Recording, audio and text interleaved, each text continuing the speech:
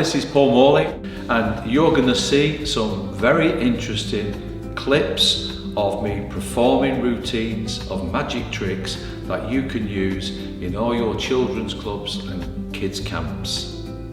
Enjoy watching and having fun. As you can see, I've got 6 different rings here. I've got a blue ring, an orange ring, a red ring, a green ring, a bright yellow ring, and a white ring.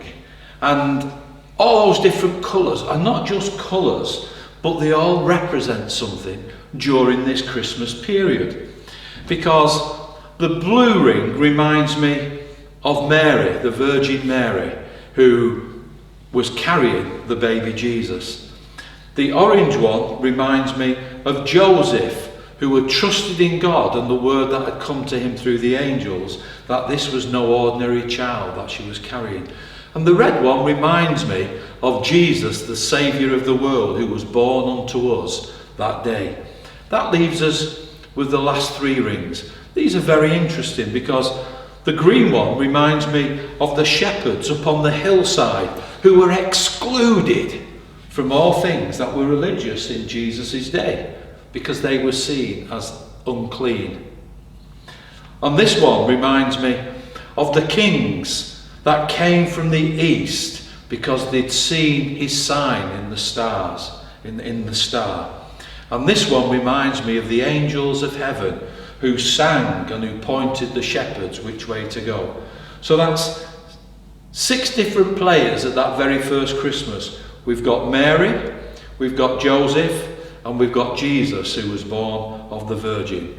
We've got the shepherds on the hillside, the kings that came from the east, and the angels that proclaimed the good news of great joy because the Saviour was born. Now what I need is my church collection bag, and we get it here, and what we're going to do is, have you got a favourite colour in all of these? Red. The red one, which reminds us of Jesus, who was born of Mary. And what we're going to do, I want you to get ready to catch your red one as it goes into the collection bag on the count of 3. 1, 2, 3. You missed it. Let's grab it. Don't be shy. There's nothing. We've got it. He's got the red one that reminds us of Jesus. I don't know what you've done there, but I'm glad you did that, because it reminds me that all those people were part of a chain of events to bring and to make known the fact that Jesus was born. All of them are linked together. Mary and Jesus and the angels and the wise men and the shepherds, all joined together for one purpose, because the angel said it was good news of great joy, because today a Saviour is born. Now if we take those and we put them back into my church collection bag and I wave my hand over it, is red still your favourite colour? Yes. Okay, well let me help you this time. Do you want to grab the red one? Pull it out. Wow. And you see, what God did 2,000 years ago on that hillside overlooking Bethlehem in Israel was not just an event for one day, for one time, but it was part of God's eternal plan, and forever will be remembered. Mary, Joseph, definitely Jesus, but certainly the shepherds and the wise men, but also the proclamation of the angels that unto you a child is born, who is the Saviour of the world. And 2,000 years on, he is still the Saviour of the world, who can change your life. And that's enough to put a smile on anybody's face. That's the Christmas version of Eternal Circle. God bless you.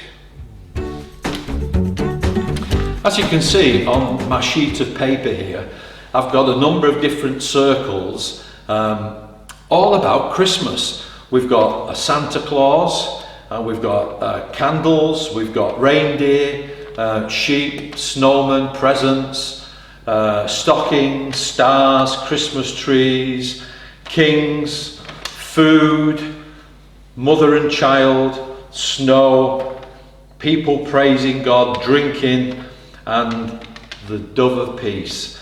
And lots of things all there mixed up, red and green. Some are the things that God intended for Christmas. The others are what people have put in the season of what they call festivity. So we're going to do a few little folds of the paper and make it a little bit smaller as the paper becomes almost like an arrow. And with my scissors, I'm going to make one cut, just like that.